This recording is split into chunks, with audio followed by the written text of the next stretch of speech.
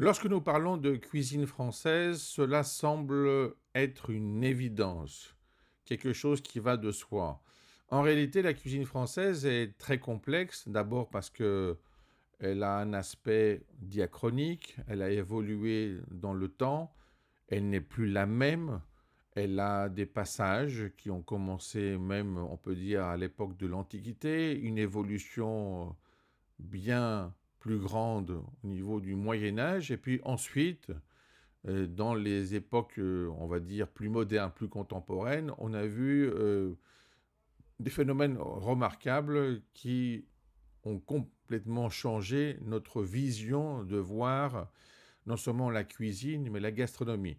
Alors, c'est important de comprendre que la cuisine n'est pas simplement une transformation spéciale de la nourriture, c'est aussi euh, la façon d'utiliser des termes de civilisation pour voir l'évolution, pas seulement des sociétés, mais de toute une nation, autour de la notion de repas, une notion partagée, une notion qui pourrait être même chrétienne, on pourrait le dire, à la base.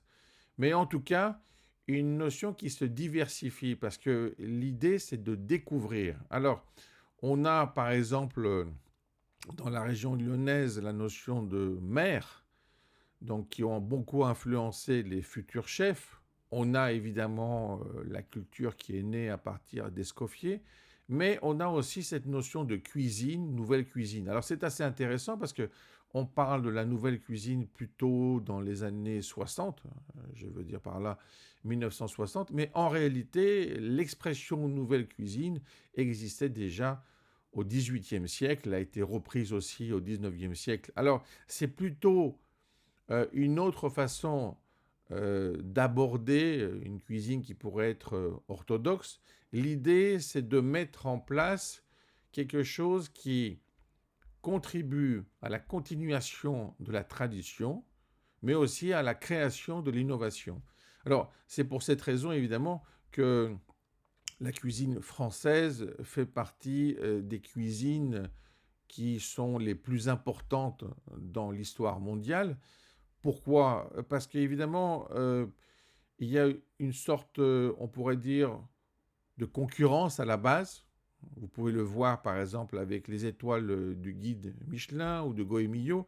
Mais l'idée, c'est cette excellence, par exemple, comme on le trouve avec les meilleurs ouvriers de France, permet d'avoir une évolution et de voir, grâce à des personnages de grande ampleur comme Paul Bocuse ou encore Jean et Pierre Troisgros, pour ne citer que cela, sans oublier des gens comme Michel Bras, eh bien, on ne se rend pas compte qu'ils ont contribué de façon tellement significative à l'évolution que cette évolution, qui est toujours vivante, qui change sans arrêt, nous permet de voir la création d'écoles, la création d'un savoir-faire, même l'appartenance au patrimoine immatériel de l'humanité. Donc quand on en arrive à ce stade-là, on comprend bien que la cuisine française est un élément de civilisation, c'est un élément caractéristique aussi de la nation française. Souvent on dit, même en faisant de l'humour, que les Français sont capables de parler de repas durant le repas en parlant d'un autre repas, chose qui manifestement choque d'autres nations parce qu'elles n'ont pas l'habitude d'en parler en ces termes. Mais l'idée du partage des recettes, de l'évolution de l'écriture de livres de recettes, c'est aussi une façon d'ancrer un savoir-faire, de ne pas simplement se contenter d'apprécier un mets, mais de le retranscrire dans l'histoire, de tenter de ne pas l'oublier, d'avoir des recettes qui ont une durée, qui créent des événements. Et je ne parle pas simplement de la cuisine proprement dite, il ne faut pas oublier aussi la pâtisserie. En tout cas, Ce qui est clair, c'est que la cuisine française, la gastronomie française, a permis finalement d'avoir une contribution non seulement à l'échelle nationale, mais à l'échelle mondiale. On le voit bien aussi avec les prix Paul Bocuse au niveau du championnat mondial.